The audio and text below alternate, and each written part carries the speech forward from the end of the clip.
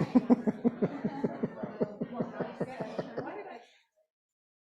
did not understand your text at all. Did you send me a text or was it Dave?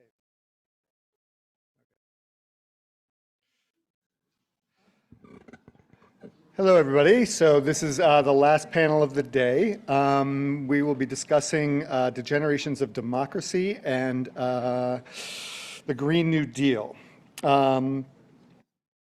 After the panel, we'll have a brief reception of about half an hour where we'll have some drinks and so on next door. And outside, Changing Hands Bookstore is also here to provide you with copies of either of these books should you want them. LaDawn is showing us one of these right now. Thank you, LaDawn. So let me begin just with some introductions of who will be speaking now. First and most importantly, we have with us Craig Calhoun, who is one of the authors of Degenerations of Democracy, along with Charles Taylor and Dilip Gaonkar. Craig is University President of the Social Sciences here at ASU. Oh, did I say president? Oh, that's terrible. Well, guess what? Now you're president by acclamation. Congratulations. Michael Crow will get a letter dismissing him. He did a great job as a director of another university, so he'd probably be good. Among his many other appointments, Craig is also the chair of the advisory board of the Center for Work and Democracy. So he is a key figure in putting on this conference, giving us direction for what we're doing here and so on like that. So when you're talking with him, keep in mind that he is one of the people that's very central to what we're doing here at Arizona State. Craig is a sociologist who has always been engaged with questions of democracy, his studies of class and community, the emergence of a public sphere, his studies on nationalism, his book on the Tiananmen protests in China, precipitated in that case by the fact that he was teaching at Beijing International University when the protests erupted. His work on global capitalism are all unified by concern for democracy, and not just the institutions of democracy, but the social arrangements and practices that sustain democratic life. In that sense, this book is a reflection that is built on years of engagement with the question of what makes democratic life possible. So with that in mind, I'm very glad that the center can help launch their collective book, The Degenerations of Democracy. We also have three commentators. The first is Stephanie Mudge, who is Associate Professor of Sociology at the University of California, Davis, and a former colleague of mine. She is a political sociologist and the author of, if you've seen it, I think you'll know what I mean. I might say monumental study, Leftism Reinvented, Western Parties from Socialism to Neoliberalism, which is quite a scholarly tour de force. Cedric de Leon, who is Professor of Sociology at the University of Massachusetts Amherst, and who directs the UMass Amherst Labor Center, who we are very proud to consider a allied organization for the center here. He is also the author most recently of Crisis, When Political Parties Lose the Consent to Rule. Finally, Ben Fong is Honors Faculty Fellow in Barrett, the Honors College at ASU, and he is the Associate Director of the Center for Work and Democracy. He is the author of the forthcoming Drugs in American Capitalism, which will be out with Verso next year, and is co-editor, along with Craig, of The Green New Deal and the Future of Work. This last book was just recently released, and indeed this event is something of a dual release for both Degenerations of Democracy and The Green New Deal and the Future of Work. And indeed, if you're interested, both of these books will be available outside. And Ben and Craig will also be connecting the two books, I believe, a little bit during the course of their conversation. So we're going to start with about 5 minutes from Craig, and then we'll have about 15 minutes each from Stephanie, Ben, and Cedric. And then we'll open it up for comments from the audience. Thank you very much.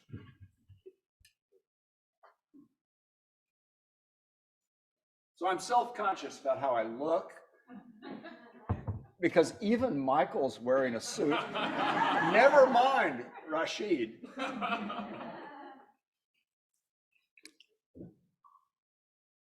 So I want to begin with thanks to the Center for Work and Democracy and Michael for arranging this event and giving us this kickoff chance for Ben and me for the Green New Deal and Future of Work, and for my absent co-authors and me for the Degenerations of Democracy. But I also want to say thanks for the Center for Work and Democracy. This is a great new institution for ASU. I hope also for several larger communities. I think that it brings together people who are trying to do important work on some key issues, including some connections between key issues that typically get underdeveloped. And so I'm delighted that we have the Center for Work and Democracy here, and that this is one of our first big chances to have an in-person event. Thanks in advance to Stephanie, Cedric, and Ben for their comments. I'm not going to speak for very long. I'm told I should speak for 5 minutes and summarize everything that is in the book. Not only is that impossible, but it would defeat the point of trying to get you to get a copy of the book and read it. So I won't tell you what's in the book in very much detail. I'll tell you it originates in a long intellectual friendship sustained by an institution. So I'm going to link this back to the Center for Work and Democracy. Charles Taylor, Dilip Gaonkar, and I are 3 members of a group that has been meeting for more than 30 years, sponsored by the Center for Transcultural Studies, which we all now keep alive. It's an organization that has been extremely meaningful to my life. And what I just want to stress is that the intellectual products, which get the name of individuals attached to them, depend on networks and relationships that are very important and that go back a long ways. Charles, Dilip and I were on a panel together in Geneva in January 2016. We presented related papers. And we said, great, we're going to put them together, attach an introduction and conclusion, and publish a short book, and we'll be done by the summer. Remember I said January 2016. The summer brought Brexit, and shortly after that, Donald Trump was elected president of the United States. And our 3 papers on different aspects of populism seemed to need a little bit further development before the book came out. So we worked on it for the next 5 years. We're happy that's finally out. It's written against 2 self-serving illusions. One is that democracy is the natural course of progress. Almost all the literature on democracy that is being produced today starts with the assumption that democracy is where we ought to be headed. It's an obvious good. We have just barely gotten over the triumphalism of the immediate post-Cold War period and saying democracy is spreading everywhere in the world, but we still tend to think that it's the normal course that defines progress. Secondly, there's a self-serving illusion that democracy is endangered by attacks that come from the outside. So the problems are not our fault.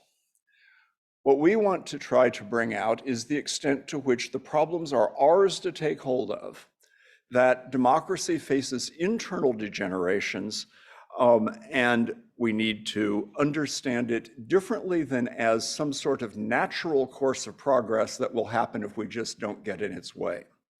So first, democracy is a project. Charles Taylor has a philosophical way of saying this, talking about a telic concept. That means a concept that has a sense of purpose built into it. Democracy isn't an account of a neutral, fixed state of affairs. Democracy is something people are trying to do, right? The power of the people in democracy is trying to accomplish something. That means that people have a gaze towards the future when they're being democratic, trying to go somewhere. What it does not mean is that that somewhere is fixed and defined in advance. It is to be created by the people who are being democratic and trying to move in that direction. So it's a little bit odd to have the fixed scales we have. There's an organization called Freedom House that rates country. You're a 5.8 on the democracy scale. You're a 6.7 on the democracy scale, which eliminates the idea of the people deciding where they want to take democracy and how they want to make it. It moves from an aspiration that is perhaps always already there as people seek better lives, through attempts and struggles that become models and inspirations, but which push it in different directions. Look historically at something like Jacksonian democracy in the US, which brought an enormous increase in white male participation in American democracy, helped to create the modern party system, for better or worse, right? Contributed to greater repression even than before of indigenous people in the United States, and intensified repression against enslaved populations in the United States. So you have not even 2 steps forward, 1 step backward, you have steps in both sideways directions at once, right? And this is a lot of the course of democracy, right? We get moves forward that we have to embrace, greater participation for the white male working class, right? That come with limits that we have to reject and move beyond. The continued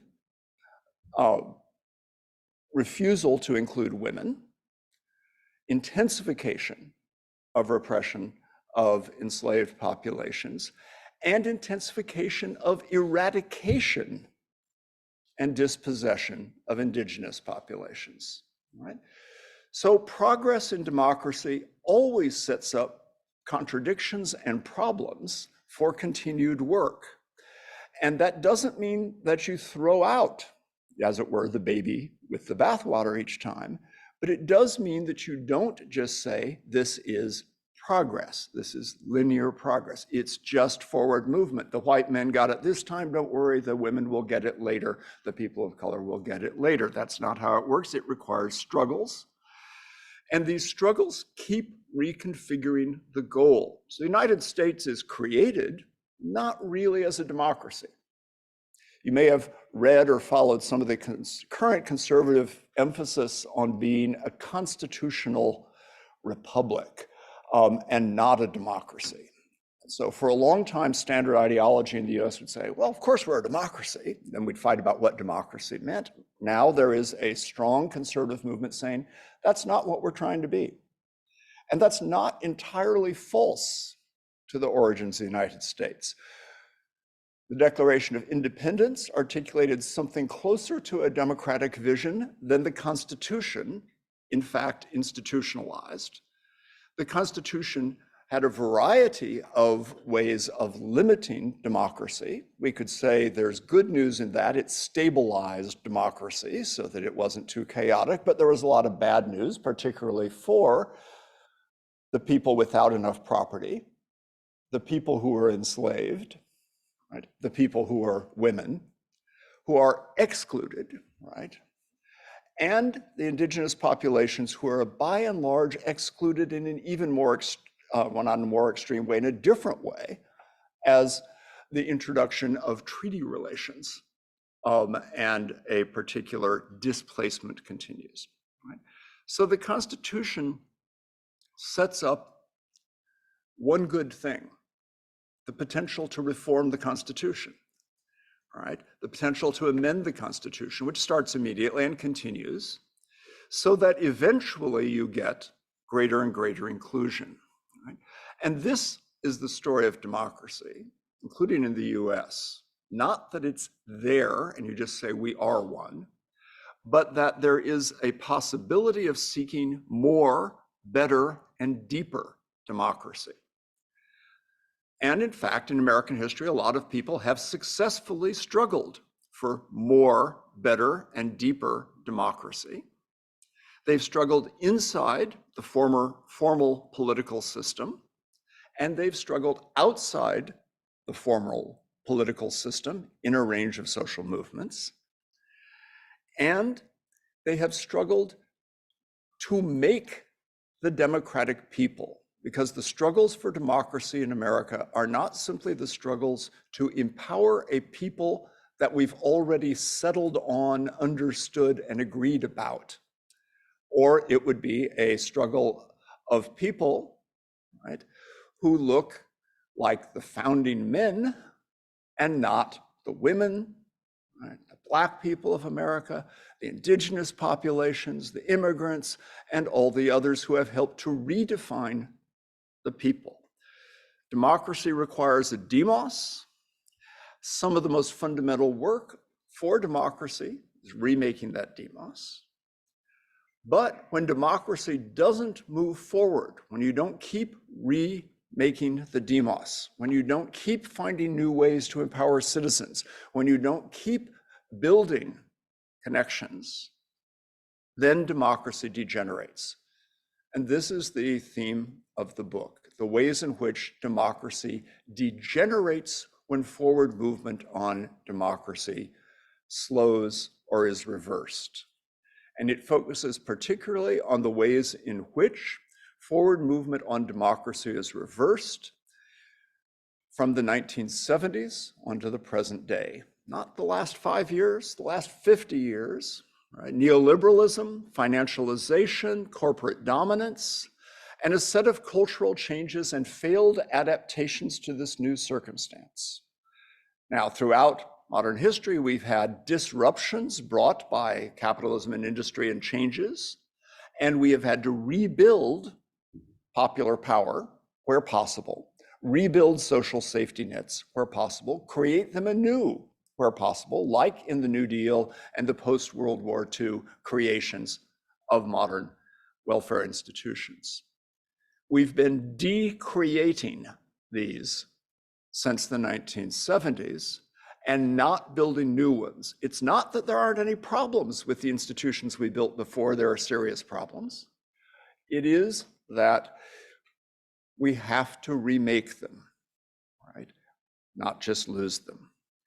So I give us a C. We haven't failed the course yet, but I don't give us particularly great grades for 50 years of efforts to remake the American people, and I'd say the same in Britain or in France or in other places, to take account of change in who we are, to make that a positive story, and to rebuild democracy on that basis. I'll stop and hear the critiques.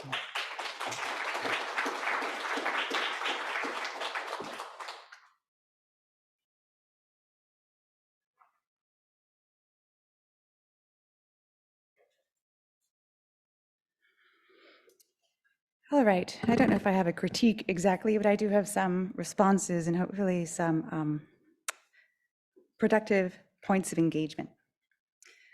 So the book's theme is straightforward and depressingly familiar. Things aren't looking good for democracy anywhere, least of all here. And this is not a problem we can resolve with a technical or institutional fix. The authors argue for the rebuilding of a little r Republican constitution, norms of civic virtue, and the social conditions of citizenship. Here, an important reference point is the so-called Trente Glorieuses, or the roughly 30-year period of settlement between the necessities of capital and the demands of representative democracy that characterized the period between the end of World War II and the 1970s in Western countries. The collapse of this settlement has now spiraled, the authors argue, into three interwoven dynamics of degeneration: citizen disempowerment, failures of inclusion or waves of exclusion, and hyperpartisan instrumental politics, that is, a politics dominated by the pursuit of power rather than principle or representation. Following de Tocqueville and others, the authors locate empowerment in community social movements and civic association. They locate disempowerment in economic and political inequality and in cultural polarization, our too familiar world in which partisan politics isn't so much about disagreement on policy questions, but rather the very nature of reality and how we should talk about it. Defining liberal democracy as democratic institutions plus little r Republican commitments, the authors argue that what's missing is republicanism, and that without it, the democratic project can't go on. Now, liberal democracy has limits, they admit. It sits in tension with capitalism. It's challenged by technological advance. It's dependent on capacious states. Nonetheless, the authors call on us to navigate those limits and stem degeneration before it's too late. A book like this inevitably raises all sorts of questions dependent on one's position in the world. The big question is whether renewal is possible or whether we're in for what Gaonkar terms ugly democracy, in which governments come to power through free elections, undermine democratic institutions from within, and gut democracy's cultural foundations, the free press, the civil service, the judiciary, the universities. I wouldn't say the book is hopeful, but it's tinged with optimism, without which one wouldn't bother to write it, I suspect. The authors, in the end, hold out hope not for a return to normal, but a wholly new direction. It's hard to disagree with any of this, and yet, when we talk about what we need to do, I wonder about those in my world, the academic we, the teachers and the scholars and the intellectuals. Are we doing what we can, what the moment demands? What can we do, and how should we do it? On the one hand, it seems clear that our remit is limited, but there is something over which we have a lot of control. We can commit ourselves to making historical, analytical, and ethical interventions. That is, we can try to work in the spirit of this book. But I worry that in our world of professionalized and careerist social science, we don't think enough about the ethics of making an intervention. And that's the broad theme of my remaining comments today. From here, I'll touch on 4 considerations under this broad theme, each of which are inspired by this admirable and well-timed book. The first consideration, or maybe the better word is problematic, is the problematic of teleological temptation, which haunts the notion of degeneration, a term that suggests a reversal or an inversion. Democracy not only isn't inevitable progress, it doesn't necessarily take progressive forms. Indeed, progress is in the eye of the beholder. As the authors are well aware, democracy is a complex of tendencies, and the flip side of progress is always selective exclusion and strategic demobilization, which I would argue is a feature and not an aberration within democratic institutions. Here we might reconsider the novelty of the 3 dynamics of present-day degeneration presented in the book. The decline of citizen efficacy suggests a shared sense of efficacy to start with, and let's just say I have doubts about that. Failures of conclusion suggest that counterfactual was successful inclusion. Again, I have doubts here. Here the point raised by Gaonkar's contributions seem relevant. The notion that we have to make the demos safe for democracy, that many people aren't yet capable of self-government, is as old as democracy itself. And finally, concerns about the rise of instrumental politics also raises for me historical doubts. Politics is, after all, ultimately a power game, democratic or not. My point here isn't that what we're seeing isn't new. It's that as historically minded academics, we have to be careful about treating tendencies that have always been in play as if they weren't. And this brings me to my second point, my second theme, which I'm going to call the Du Boisian propaganda problem. That is the problem of partial or one-sided history. In times like these, it's all the more important to ask ourselves, how should we be telling history and what's missing in the telling? Du Bois saw this as a matter with direct bearing on democracy's social conditions.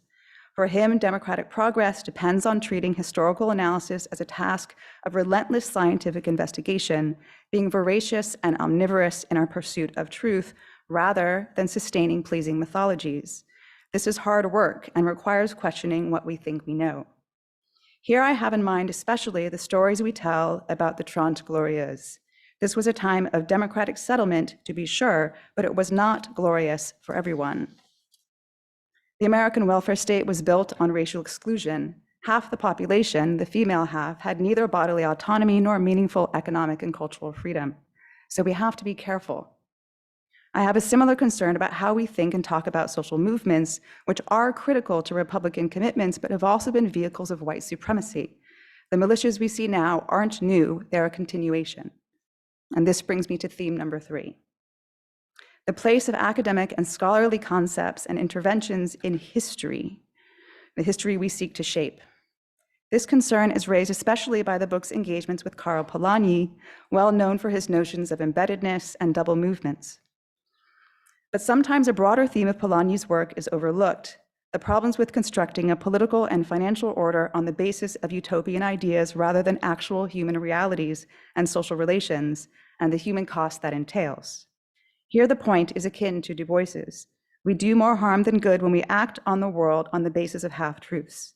This requires practicing a kind of radical doubt, making the assumption that we don't know what actual economic, cultural, and democratic possibilities look like, and going out into the world to find out. Finally, speaking of starting with present realities, I think we need to confront a distressing possibility. This is really depressing. Apologies. The capital has won over democracy, and we just don't know it yet. That is, that all that was solid in democratic life, communities, relations of trust, and reciprocity, democratic arenas themselves, have melted into air. One can argue that capitalism has now so permeated democratic life that it is unrecognizable in this country, that voice has been replaced with wealth, and the political arena has been hijacked by Silicon Valley, private consultancies, and professionalized politics. And the alternatives to this are not democratic at all. If this is the case, how do we even think about the social foundations of a prettier democracy? Okay, that's all the depressing stuff I have to say, but hopefully this has been thought-provoking commentary.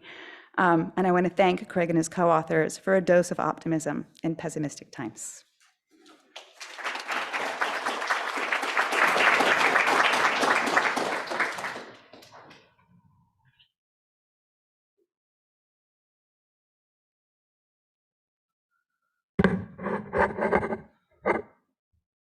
Well, thanks to Michael for inviting me here. Thanks to Craig for writing this important book, and thanks to all of you for coming. The title of my talk is Party, Empire, and Flowers. Craig Calhoun's Critical Social Theory was the first book I read cover to cover in graduate school. It was the summer of 1999. And my fellow doctoral students and I were simmering in the ferment of what was then called the cultural turn. I mean simmering literally because the College of Literature, Science, and the Arts at the University of Michigan was a 50s modern building with none of the modern conveniences of air conditioning.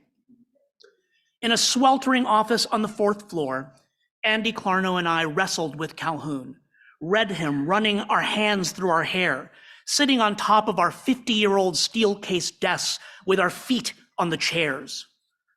I would read other books that way, chief among them Perry Anderson's Lineages of the Absolutist State and Capital Volume 1, but one never forgets their first. Critical social theory, as I recall, was a meditation on how the tradition of Adorno, Horkheimer, and Habermas might metabolize the postmodern call for difference. Could we not, Calhoun asked, maintain our commitment to a critique of capitalism and bourgeois mass society while accommodating the insights of postmodernism? I seem to remember that his answer was yes, to Michigan sociology's everlasting relief. In Degenerations of Democracy, Calhoun faces down still another challenge to our once unquestioned expectations, this time about democracy. The fact that Calhoun co-authors the book with Charles Taylor and Dilip Gaonkar is vital for understanding the arc of the piece. Each scholar brings their own twist to the book, and because they appear roughly in succession, Taylor, then Calhoun, and then Gaonkar, the piece unfolds beautifully like a dahlia. For those unlettered in horticulture, dahlias unfurl in large starburst-like flowers of pink, orange, purple, and red. I like to think of each of the co-authors as cultivating this flower in unique ways. Charles Taylor, ever the philosopher, is in charge of the pruning. To properly care for flowers, it is sometimes necessary to cut blooms and shoots so that the water and nutrients go to the stems and flowers you want. Pruning therefore requires a sense of balance and a sensitivity to imminent tensions that must be addressed for the plant to grow. Likewise, Taylor approaches the question of democratic breakdown by pointing out the internal tensions in democracy. The most vital of these is the notion that democracy is fundamentally a telic concept. By this, Taylor means that democracy is ever always a collective project whose aspirations can never truly be fulfilled. In turn, the sources of democratic degeneration, the decline in citizen efficacy, waves of exclusion, and polarization follow from democracy's telic nature. For example, democracy works when citizens feel as though their participation matters and scales up to shaping the social, political, and economic direction of the wider community. The problem, of course, is that citizen efficacy is not a given. When people think that political and economic elites make the big decisions, then they are liable to feel that nothing they do matters. Similarly, democracy presupposes the rule of the people. But historically, things have gone well or badly depending on how expansive our notion of the people is. Are the people only white men, only the propertied few? Do they include Black people and women? And so on. Finally, democracy tends to work well when winners and losers in the electoral or deliberative process respect each other's position as full members of the community. But then the fact that this is often decided by first past the polls voting opens up the possibility that the majority might tell the minority to go screw. Even worse, going back to the exclusionary part of Taylor's argument, the majority might even add that they won because they are the country's natural majority and that the minority are a disloyal, illegitimate faction. Craig Calhoun, ever the sociologist, is interested in the roots. If Taylor is drawn to the internal tensions of the liberal democratic tradition, Calhoun is drawn like a bee to pollen to the social foundations of democracy. It is in this part of the book when we see critical social theory elbow political philosophy out of the way to make a spirited argument about the working class, neoliberalism, and Friedrich Engels. Democratic breakdown and renewal, he argues, take place in the time lag between capitalism's destruction of previous institutions and folkways on the one hand, and civil society's response to that destruction on the other. That lag is what historian Robert Allen calls Engels' pause. Calhoun draws on Polanyi then to frame the phases before and after the pause as a double movement. Thus, after incipient industrial capitalism laid waste to so many lives in the 19th century, workers built mass movements that forced elected officials and capitalists to establish the welfare state, standards of occupational health and safety, and laws governing collective bargaining and child labor. Les Trente Glorieuses, as Calhoun calls the 1930s, thus unleashed a flurry of institution building that renewed democracy. But, Calhoun cautions, Engels' pause need not go that route. In the aftermath of our own period of destruction, wrought by none other than neoliberal globalization, we have seen populists fill the void and undermine rather than revitalize democratic institutions.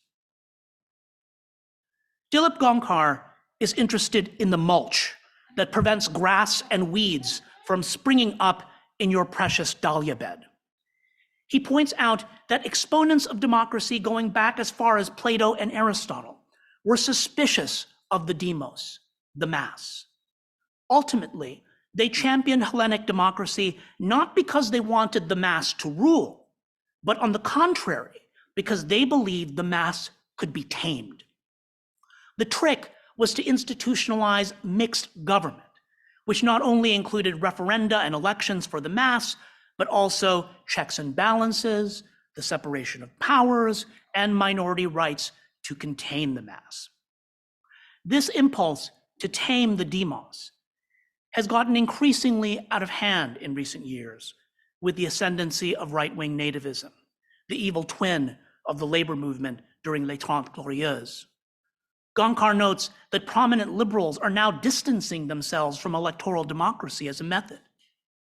As an alternative to this problematic liberal backsliding, Gaonkar suggests that we should relinquish the impulse to tame the demos and instead cultivate direct action to arrest the people's apparent lurch to nativist majoritarianism.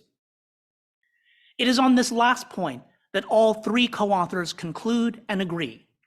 It will take a movement to revitalize democracy, they argue, one that scales from the local molecular movements on the ground up to the molar national level struggles that can redefine democracies.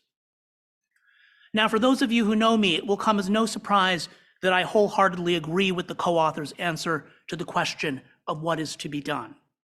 It will take a movement, and it is a matter of scaling up the myriad organizations, moments, and protests in civil society in a systematic way, both to provide a viable alternative to neo-fascism and to build a mass movement with the capacity to reconfigure the relationship between the state capital and the people.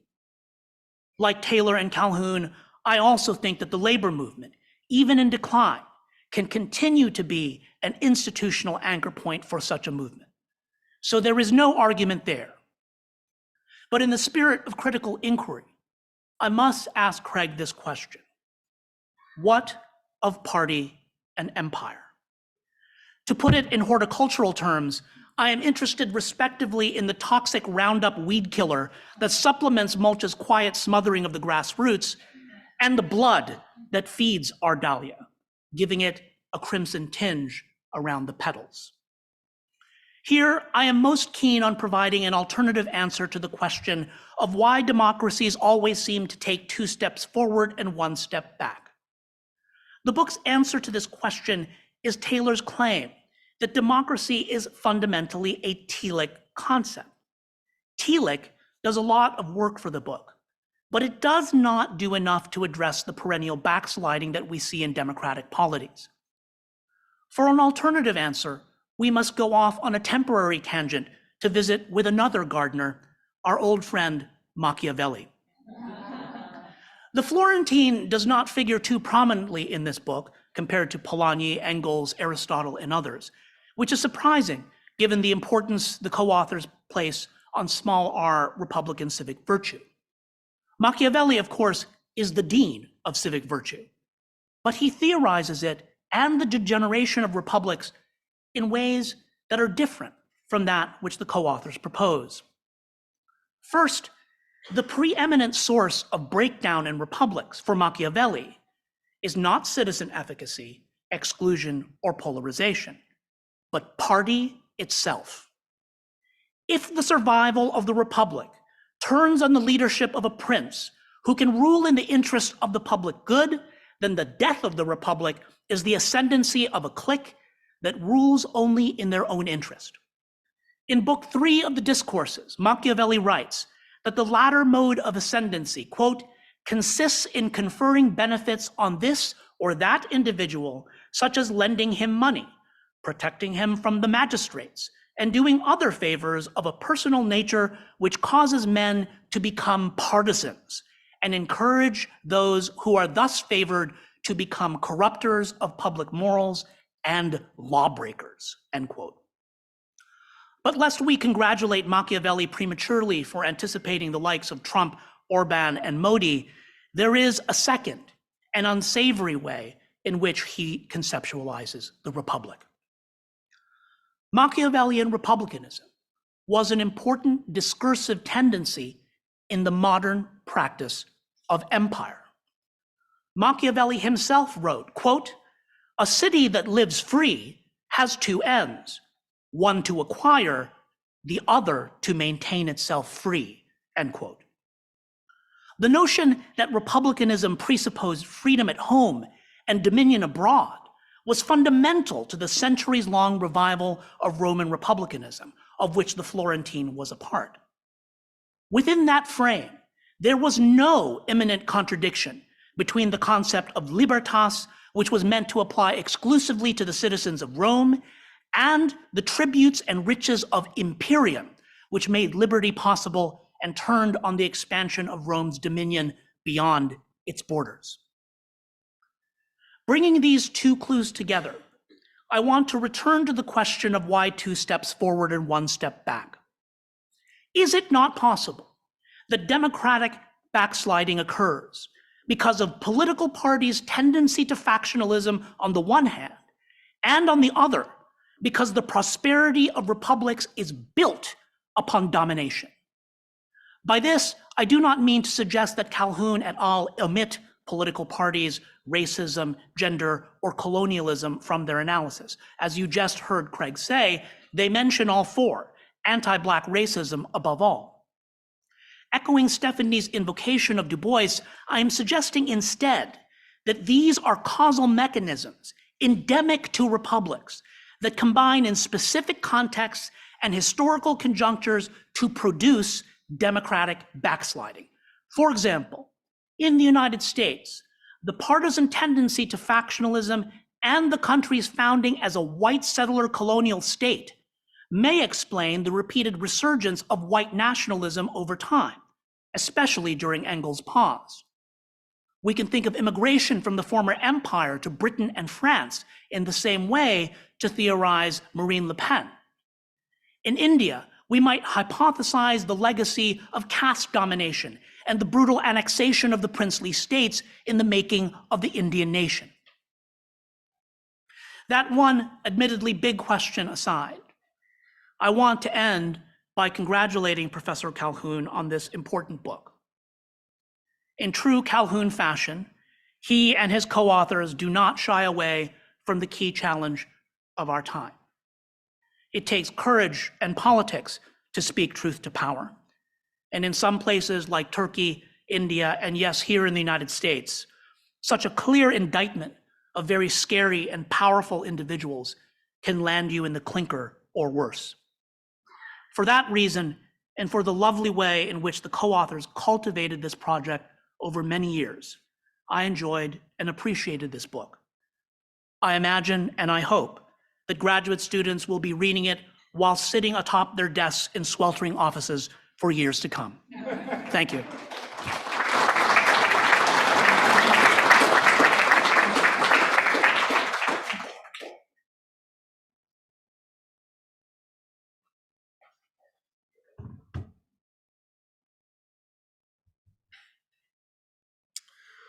All right, so my task here is to connect Degenerations of Democracy to the edited volume that is also available out in the hall. It's called The Green New Deal and the Future of Work. Just briefly, the logic of the volume is this.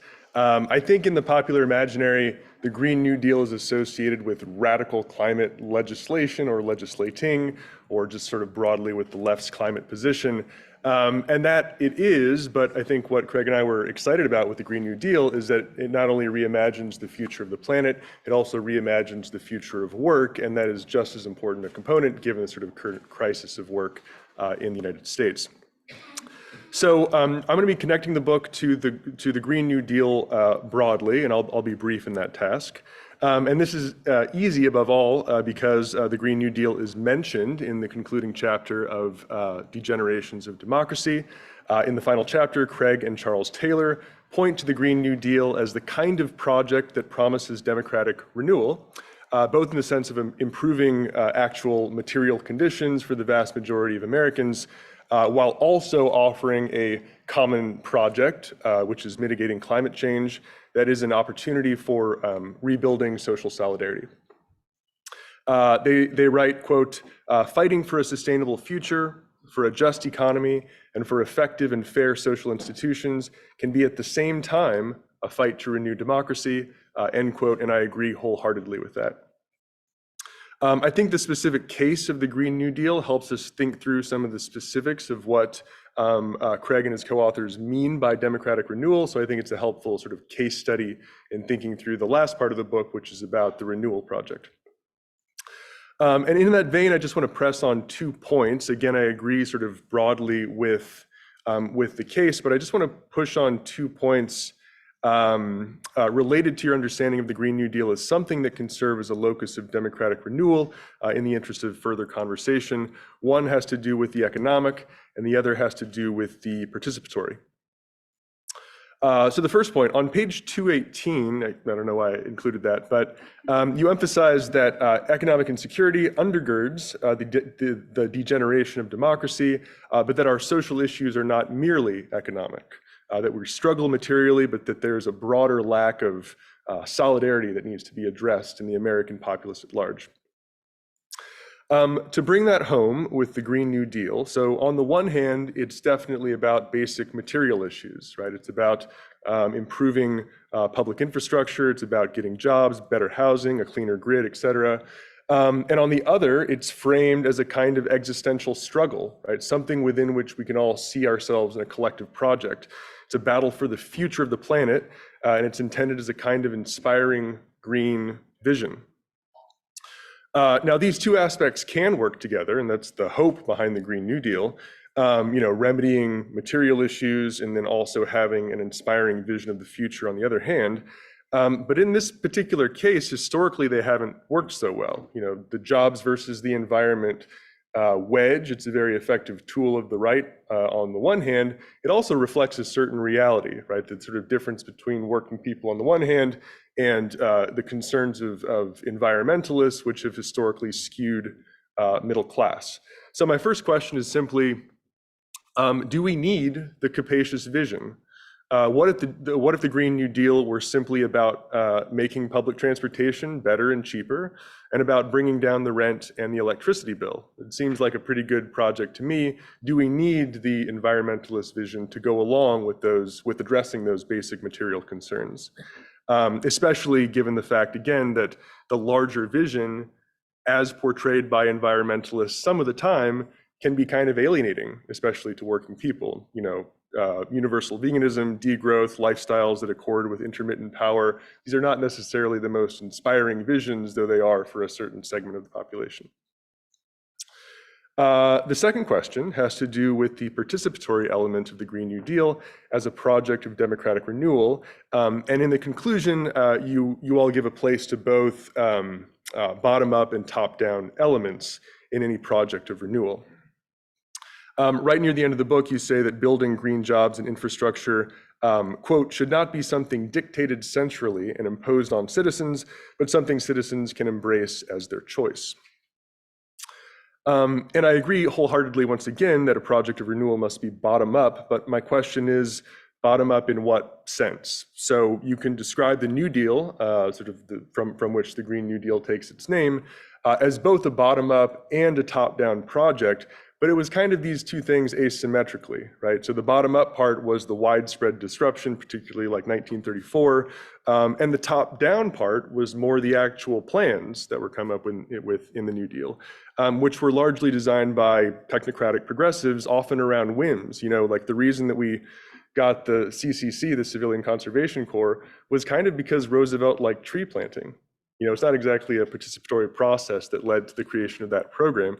And just to stick with that example for a second, in its very design, it was top down. The communities where these CC camps were sited didn't always have a say in them being there or in their design. But I think a good idea is a good idea. You hire a bunch of poor kids to do jobs around the community, you build parks that everyone likes, and it's extremely popular. I think in the late 30s, when Roosevelt ran for re-election in 36, the approval rating of the CCC was in like the high 80s. It's the kind of like approval ratings that you just don't see, right? And that's because it was representative of a genuinely popular project. Republican congresspeople were begging FDR to put CCC camps in their district because they knew that they were very popular. It was a very popular program. So I think that what that example illustrates to me is that while citizens didn't design the CCC, they could come to see themselves in it, right? So they didn't design it, but they embraced it after the fact as their own. And so I guess the question is, when it comes to the Green New Deal and broadly a project of democratic renewal, do we need to design sort of community-driven participatory models for greening particular localities, sort of one green vision, one democratic vision? Or do we need rather centrally designed large-scale infrastructure projects that are made possible by bottom-up mobilizations, but aren't necessarily crafted with their input? Again, these are just sort of two questions for discussion to get sort of concrete about the specifics of the Green New Deal as a project of democratic renewal, but of course I broadly agree with the project.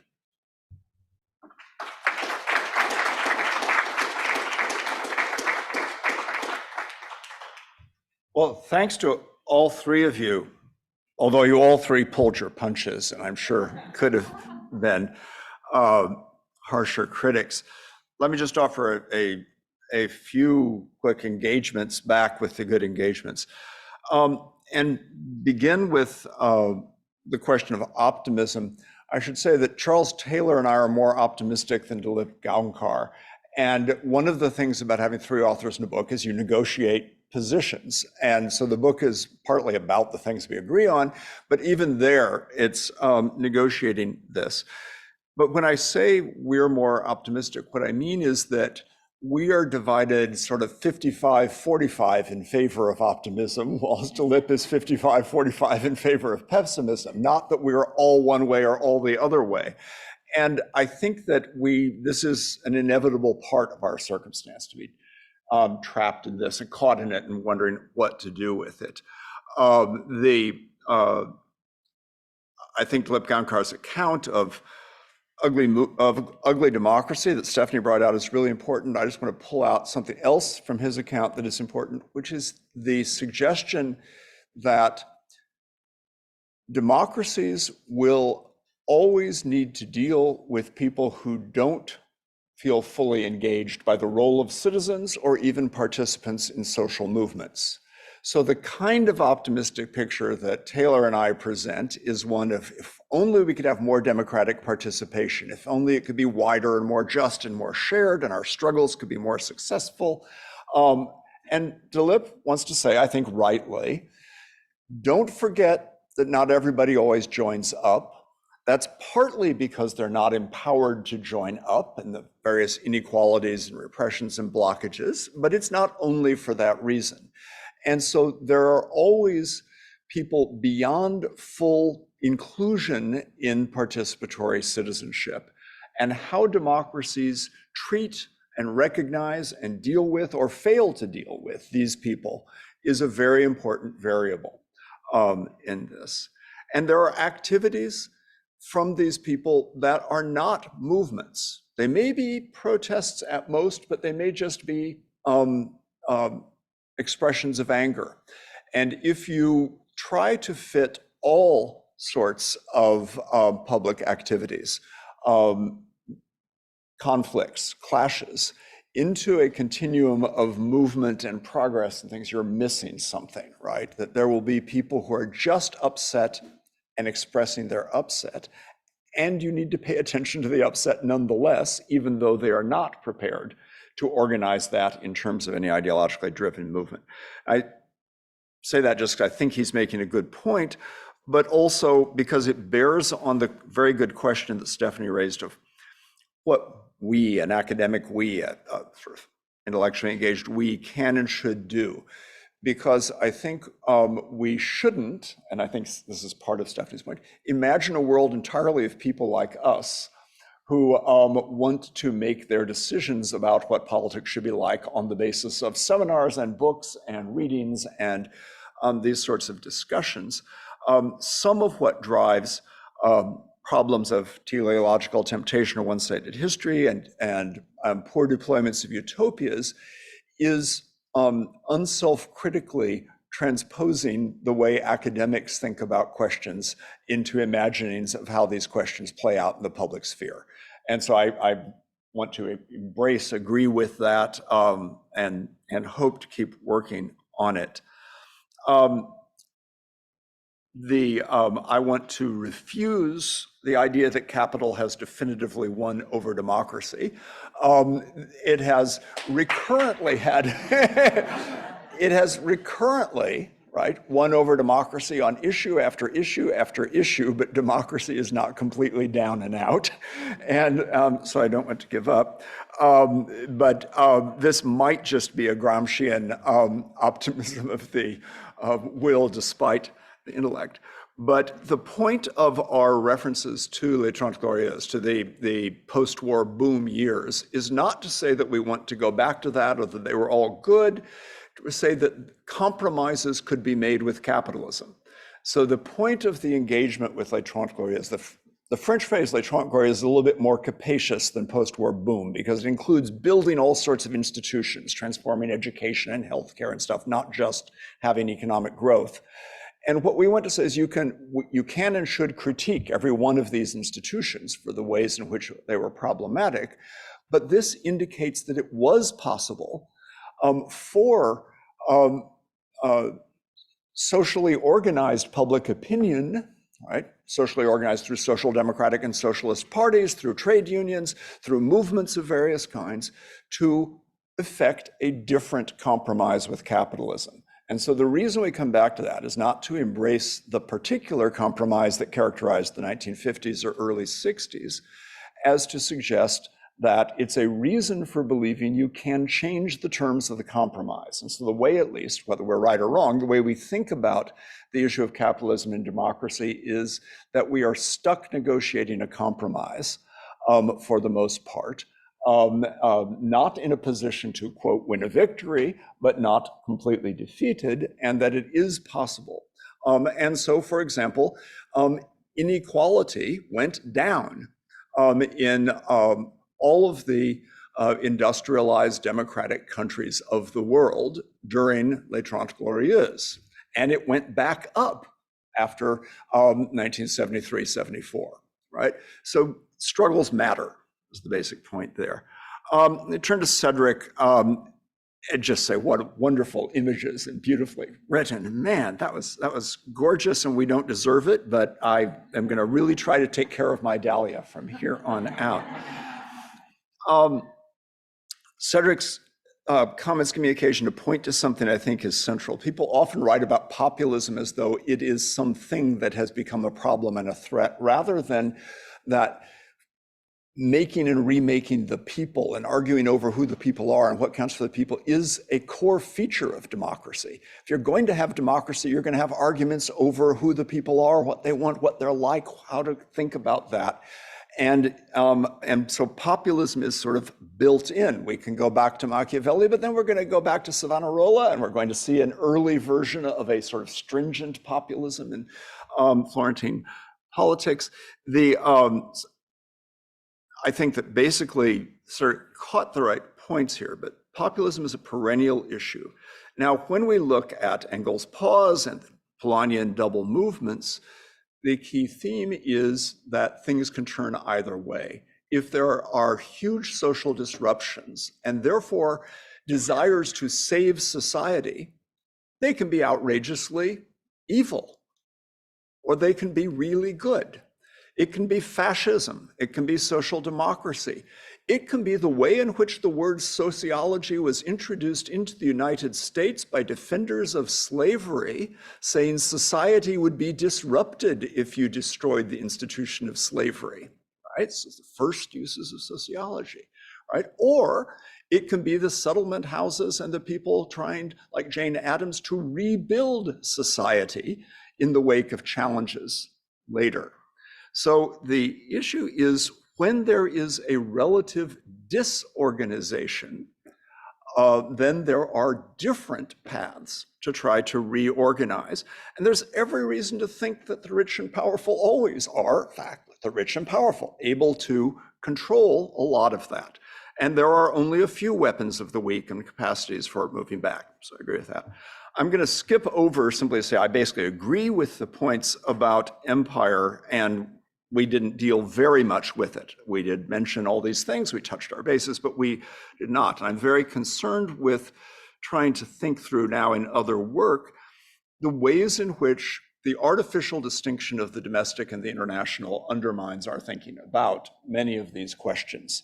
And I'll just give it the Du Boisian framing of this. Du Bois starts looking at race in the United States, extends through the idea of the color line, sees the color line globally, is a key figure in the Pan-African movement, one of the main animators and organizers of the Pan-African Congresses, because he increasingly sees the cluster of issues as shaped by the political economy of the slave trade and the international and the artificial demarcation of the international from the domestic that follows after it.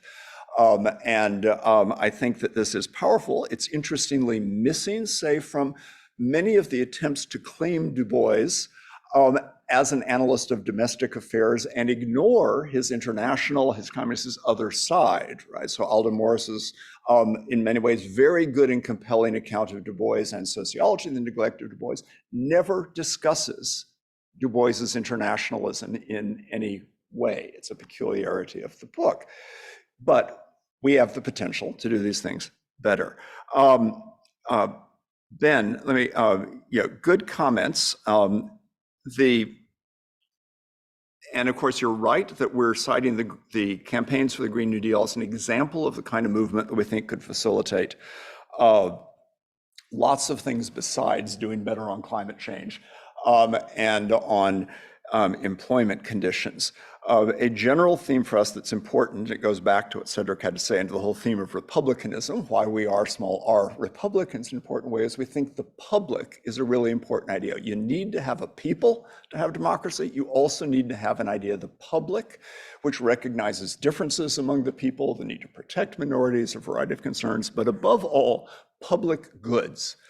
Goods that are, in some sense, good for the whole and not just for sectional or party or other divided groups. We want to emphasize solidarity so that in the classic French slogan of liberté, égalité, fraternité, the fraternité isn't forgotten, right? You can find a less sexist rendering of it as solidarity, but it matters alongside liberty and equality. And it matters partly to underwrite the provision of public goods, goods that will be shared with people who are not like us or not in narrow senses are people. I think that's important. Last comment, taking that to your CCC discussions, then the Conservation Corps. We've had over and over again, and we'll probably have again, discussions about the extent to which climate activism can be pulled into the frame of environmentalism, as it's been going before, or involves something different, and how you read the threats of climate change. I tend to take them pretty seriously. But what I want to get at is I think it's a false choice to oppose central dimensions of solutions to local.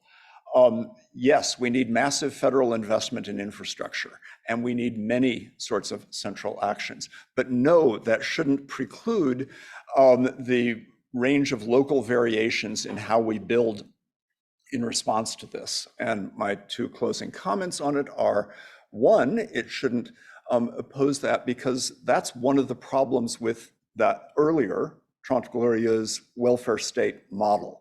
It built central institutions that people could too easily become alienated from and find bureaucratic and unresponsive and distant from the local levels. And it was best when there was stronger local engagement.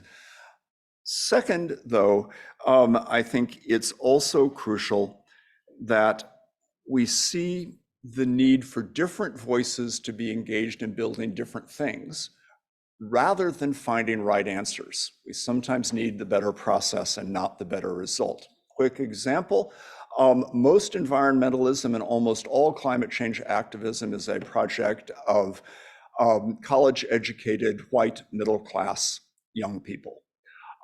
There are exceptions, but that's huge. By contrast to, say, environmental justice movements, which are much more likely to be place-based and to bring together people of color in local communities to try to deal with the challenges of environmental issues in those communities. We shouldn't oppose these two things. We want to bring these things together, I hope, and not have them become wedded to a question about what's the right design, rather than the process in which we recognize the potential to rebuild the society that comes from both the local community-based action and the national action. Thanks.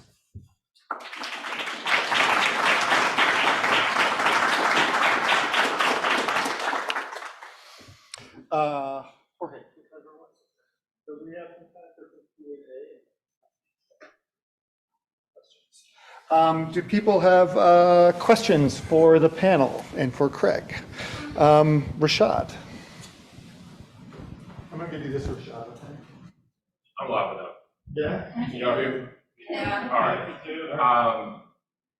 Not to turn this into a philosophy seminar. But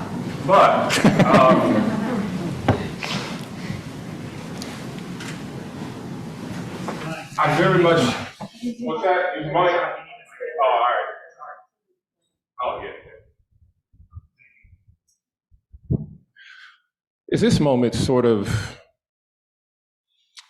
a mid-20th century colony? By that I mean, when Fanon wrote about the colony in Black Skin, White Mask, he says that that whole sort of Hegelian form of recognition, the tension, the back and forth, the seeing oneself through the eyes of the other in the colony was stuck, that it didn't work that way because the colonized wanted to be like, those who were being colonized wanted to be like the colonizers. So that there was this sort of one-way dialectic where there was no tension, there was no back and forth, there was simply just domination. And Stephanie, as I hear you talk about the triumph of capital, and Cedric, as I hear you talk about the persistent backsliding of democratic societies, I wonder, are we really talking about the sort of remanifestation of a mid-20th century colonial context where there really is no back and forth, there's just simply negation? And Craig, too. Yes. Pessimistic as hell, I know, but I'm curious what y'all think. Actually, yeah, why don't we take a couple of questions?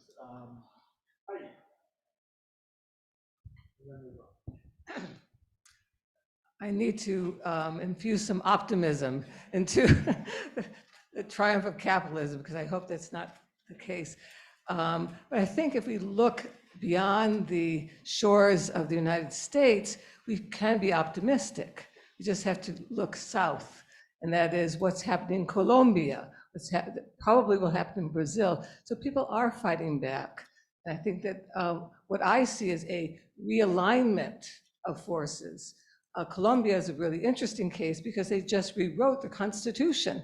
So I think we get, and this is, I think, Cedric's beautiful. I have a brown thumb, so I cannot, I have no metaphors for you in terms of horticulture or cultivation. But I think it is important to keep the international not as just one scale, but that really it is integrated. And to your example of Fanon, that the empire that that was the triumph, I think, of the welfare state was built on colonialism. And so we're now in a different period. So I think we have to look for other examples. And then I want to just end with real utopias. The late Eric Olin Wright, who wrote a wonderful book about real utopia. So it's not a project, a political project that is centralized. There are all kinds of projects. It's a plural. Projects that sometimes fail, but that's why they're real utopias. These are things that are happening that people are building. I think sometimes we talk too much about the state and kind of centralized when we talk about politics with a capital P. So I just want to bring that optimism, but also to ask you about the alternative of real utopias. Can you pass that up to LaDon, please?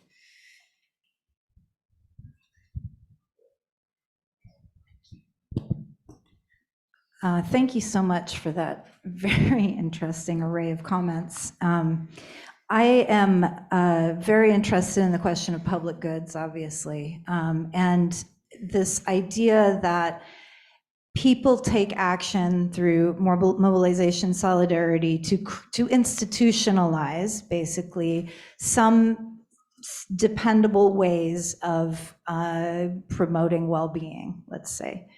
And it seems that we're in a historical moment when many people are mobilizing to institutionalize the opposite and a more narrow way of thinking about what our polity is supposed to be.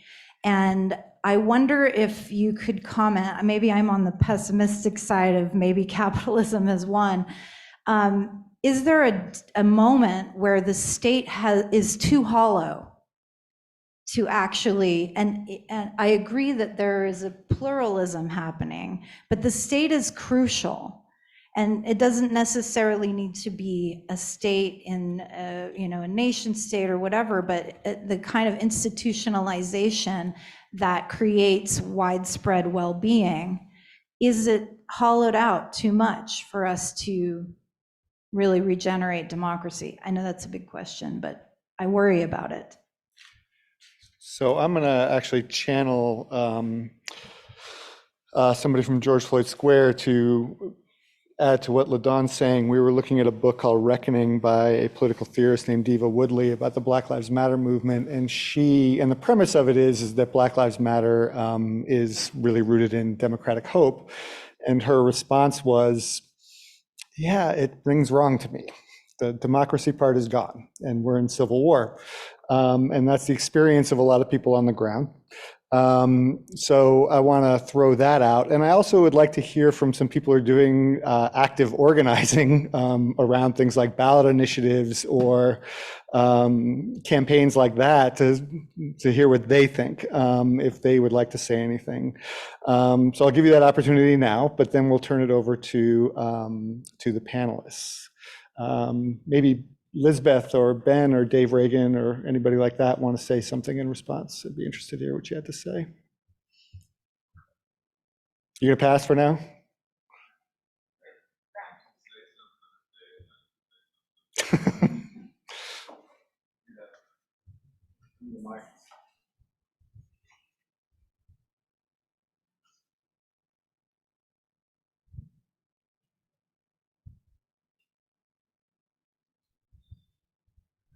I'm gonna sit down. Yeah. Sorry to call on you, Ben. Everybody else got to sit down. So I think, listening to the conversation, I think the first place where I struggle is this stuff doesn't translate to the people who we're working with every day. And I don't, at least in terms of the work that Lisbeth and I do with Healthcare Rising Arizona, I don't think the general population of the United States is pessimistic about what is possible in the way that we might be experiencing it from like a more academic perspective. We're out there just kind of having conversations with people about, do they want to fix something?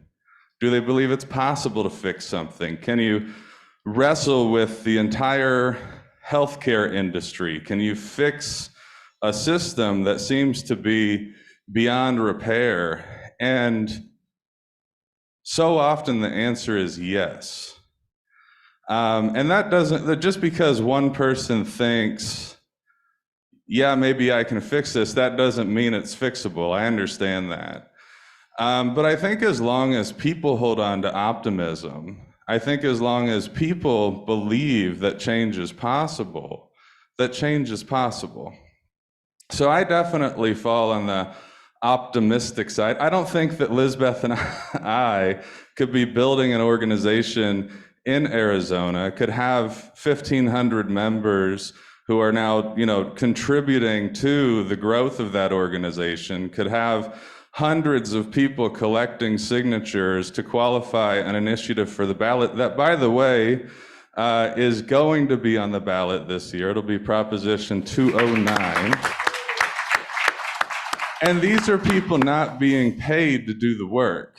They're doing the work because they believe the change is possible. And frankly, some of the conversation earlier today, like you're not out there at George Floyd Square every day because you believe change is not possible. You're out there because you think that maybe if I hold on long enough, other people will do something too. And if other people will do something too, we can get there. And where there is, we have to figure out, we have to talk to one another. And there is not one place, but it's many places. As long as there is a future, then, let's go. And so, from a field perspective, from an organization building perspective, I'm optimistic as long as people are responding. Once people shut down, once people stop, once people slam the door and say no more, then maybe I'll join the pessimistic crowd. But at this moment, at this time and place, the reaction to the Roe decision, the reaction to Trump, the reaction to so many of the bad things that are happening is maybe there is a line and it's been crossed and I'm gonna do something.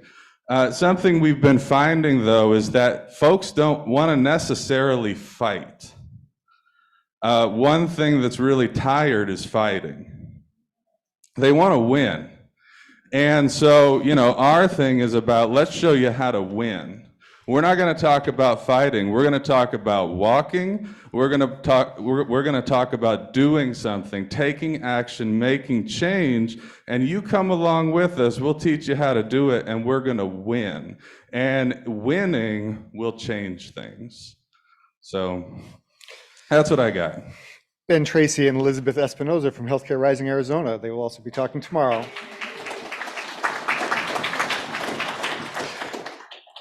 Okay, so I think that gives us a variety of perspectives on the conversation. And so I'm going to turn it back now to Craig, Stephanie, Ben, and Cedric. In that order? Whatever. Why don't we do it in that order? Sure.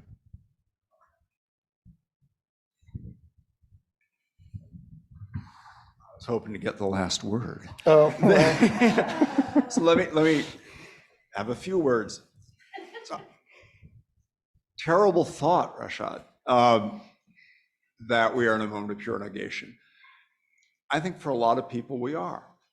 Not for everybody and not necessarily for all the possibilities, but I think we have to start by recognizing that's how a lot of people experience things. I will not try to go back and develop that in connection to the point from Gaonkar that I was trying to make before, but for those people who experience the moment of pure negation, right? The appeal to join up and fight for something better isn't a very helpful appeal. And in the context of the colony, this gets confronted over and over again, right? There are leaders out there saying, join our Pan-African movement, join the philosophy of negritude, join the struggle for independence. And there are people who are saying, lost before we started, I find no purchase there. And I look at my neighbors and they want to be imitations of the oppressors, right?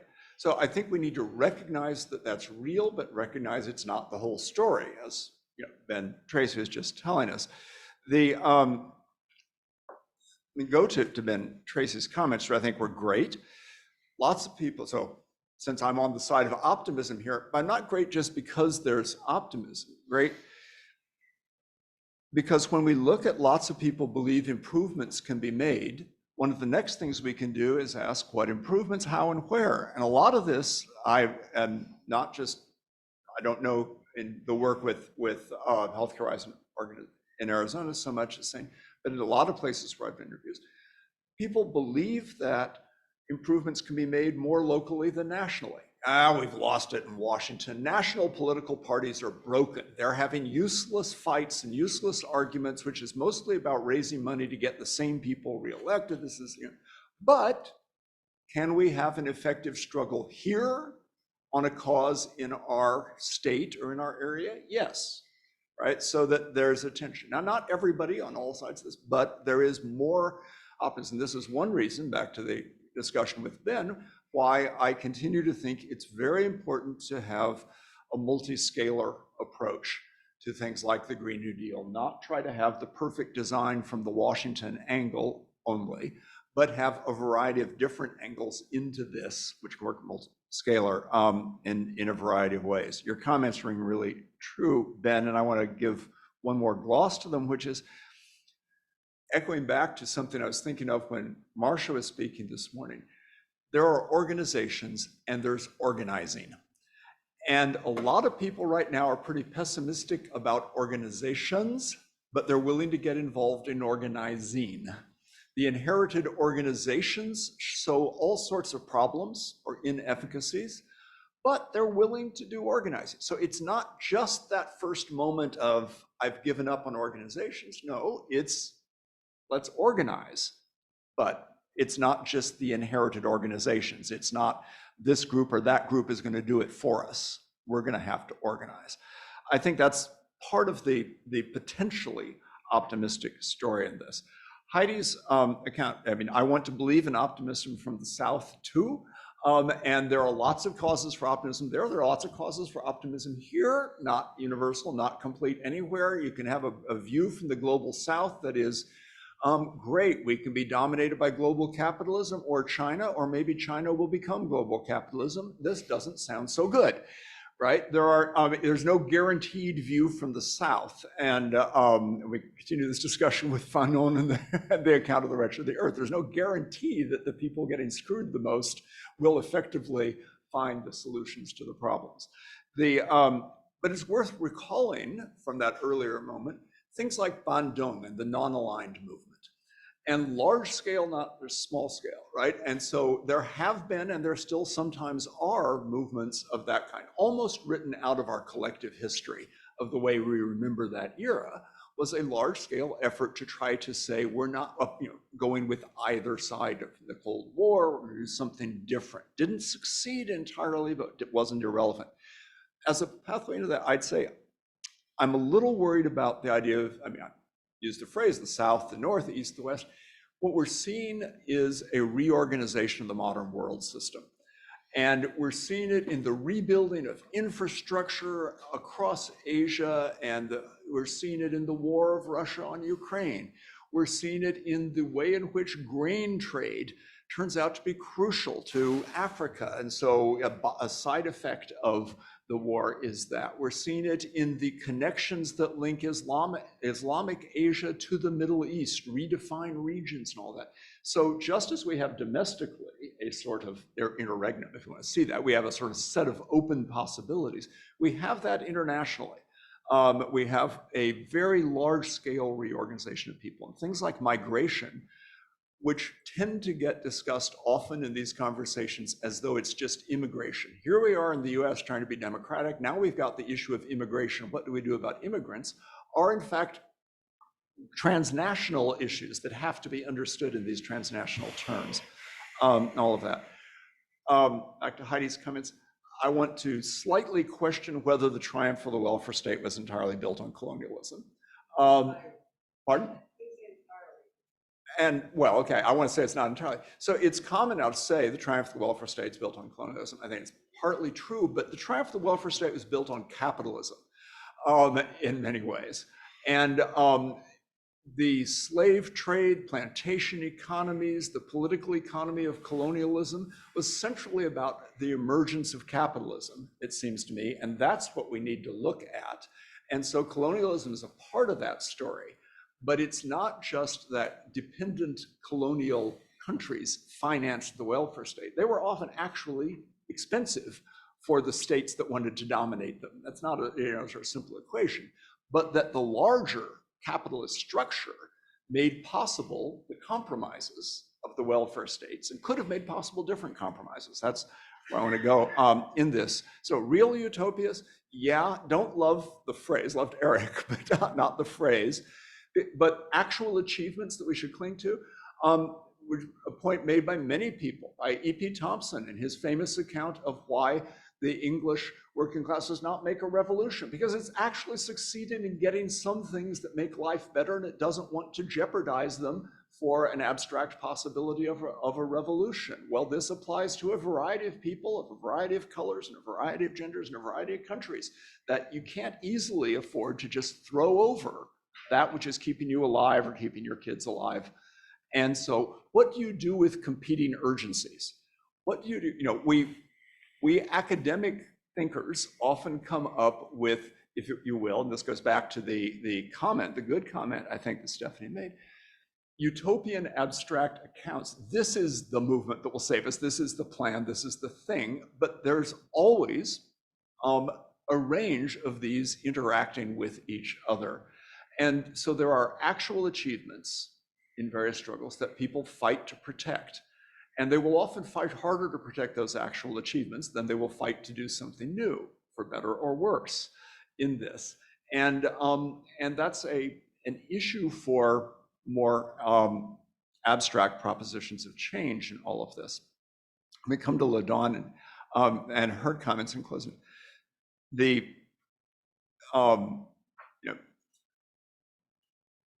the Civil War discussion, and then Michael amplified this and all, and this sense of deep comment takes us back to what I was talking about for Rashad.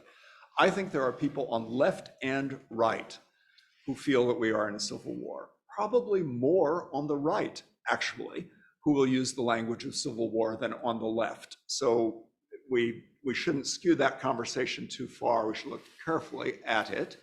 But what does it mean to decide we're in a civil war? Among other things, does it mean that we're deciding that power will settle all of this and that there are no ways for solidarity to tip the balance, that straight out power, wealth, physical power, weapons, right? In a civil war being fought out with weapons in the streets, our folks are not in a great position, right? This is not a really helpful way to conceptualize a positive struggle that can make lives better rather than just ending lives. So what are the potential ways to bring change, which may involve conflict, but hopefully not civil war? And where does it go? I'll give one cheer for the nation state in this, maybe two, not three, right? Not, oh, nation states, they'll save us, but we need to rebuild some sense of being in a common country with some common public goods and some common future, right? We've destroyed things. So back to my opening comment about looking like some leftover figure from the 1960s compared to Rashad. Well, one of the things that my generation and people just a few years older than me did, I think that was a mistake, was take, get ROTC off campus, get an all-volunteer army, end the draft, end an institution's capacity to mix Americans of different backgrounds together and create a sense of national solidarity. Now, I am not saying, oh, militarism is good. I was a conscientious objector in that period. I'm saying that we were short-sighted in trying to solve a particular problem about the Vietnam War in a way which ended up privileging white elites to a considerable extent, making the military, the so-called all-volunteer military, a military that would be disproportionately minority, although it would actually do better at integrating minorities than, say, universities and some other institutions. And we should look for those kinds of institutional solutions that connect us back up together. And many of them will be rebuilding large-scale institutions, but looking at how that's gone. Last point, I'm not convinced that the right, the political right, is entirely people seeking destruction. I think a lot of it is people seeking in very problematic ways to try to save or rebuild society and conditions. Problematic because they want to make sure they rebuild white privilege at the same time that they rebuild their economic opportunities, right? But not just, we want to destroy it. So I'm back again to this theme of the pure negativity. There are people, January 6 insurrectionaries and some others, who look to me pretty much like they're on the pure destruction side. But most people look to me like they're defending something. They're often defending their own privilege.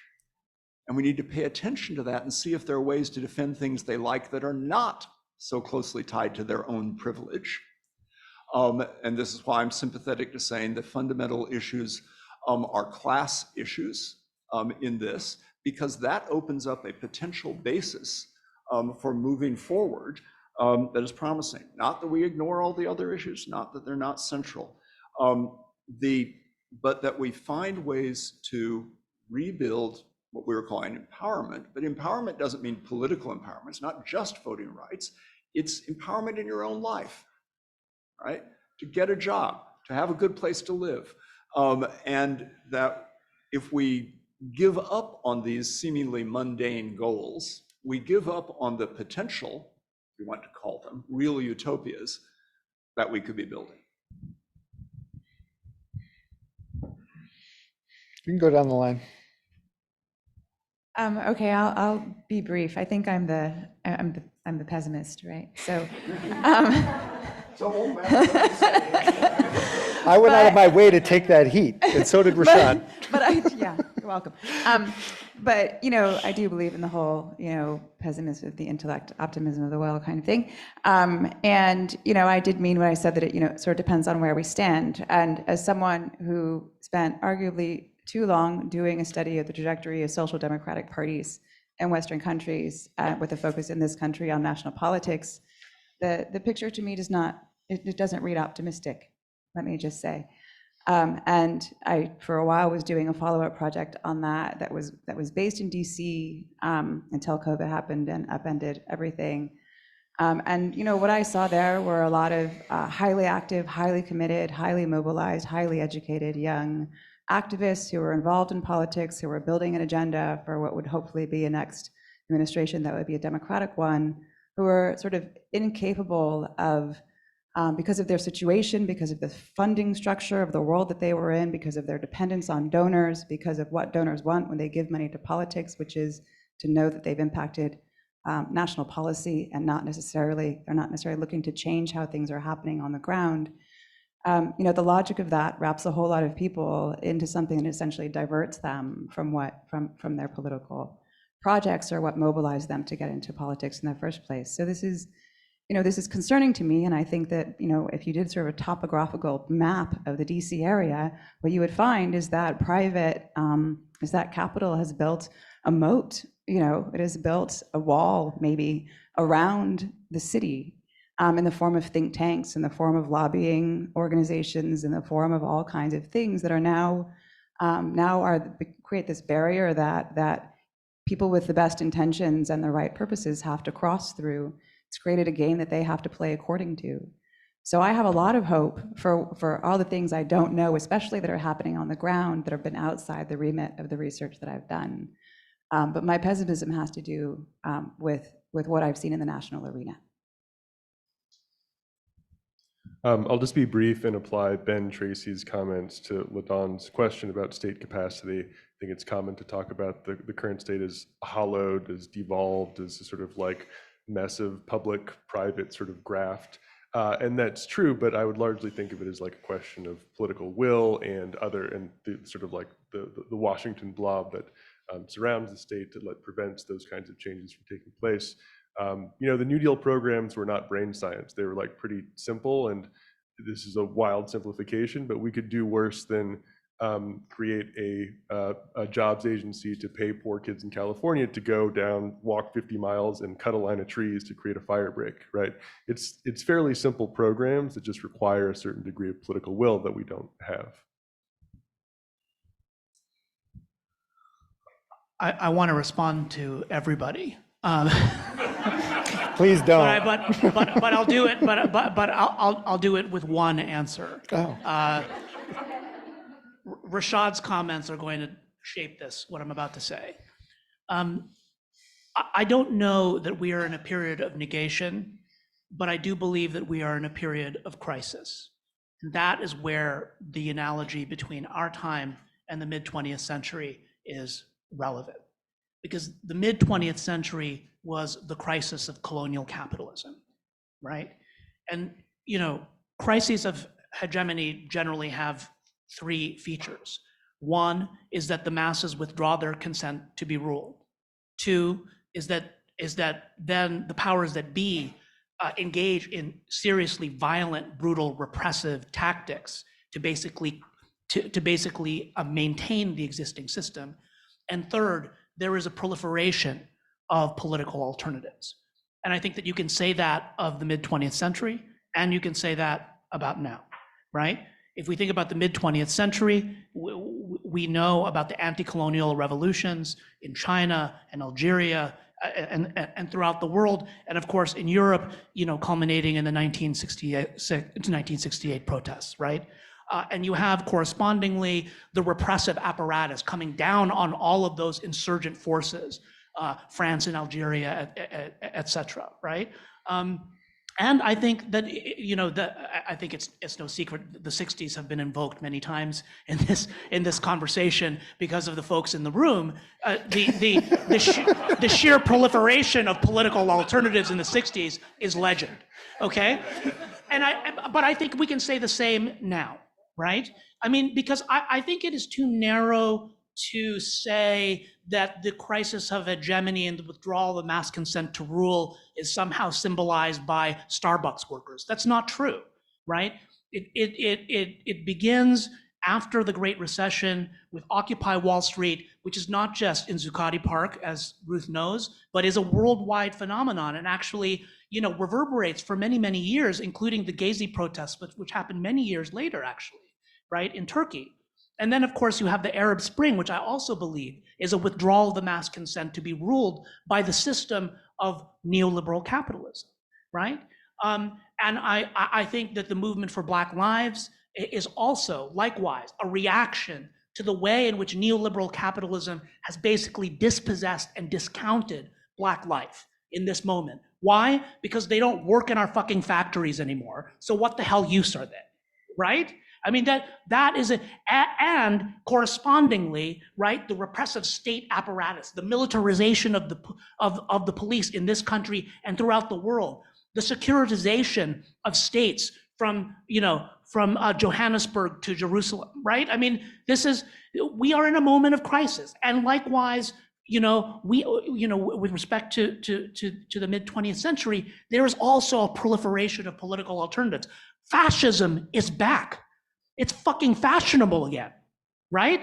And guess what? Socialism is it too. I never thought that actually that in my lifetime, there would be somebody like a Bernie Sanders who could stand for election in this country and come very close to actually winning the nomination of one of the two major parties, not least the oldest mass party in world history, which is basically has a legacy of co-opting third parties and movements since 1828, right? We are living in a moment of crisis. That is analogous to the moment of crisis in the 1950s. And the reason why I am an optimist is because in a moment of crisis, everything is undecidable. It is not clear to me whether the fascists will win, whether the center will hold, or whether the left will lead the world out of crisis. And I'll talk about that more tomorrow.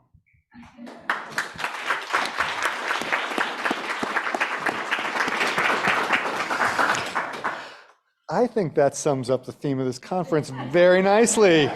Thank you very much to all of you, Craig, Stephanie, Ben, and Cedric. We are going to have a little reception next door. We have some refreshments. The books are in the hall. I think Craig and Ben might be signing some books if you would like an autographed version of the book. But otherwise, we will continue the conversation next door for a little while, and then we will convene for the day. Thank you all very much for coming, and I look forward to seeing you either later on or tomorrow.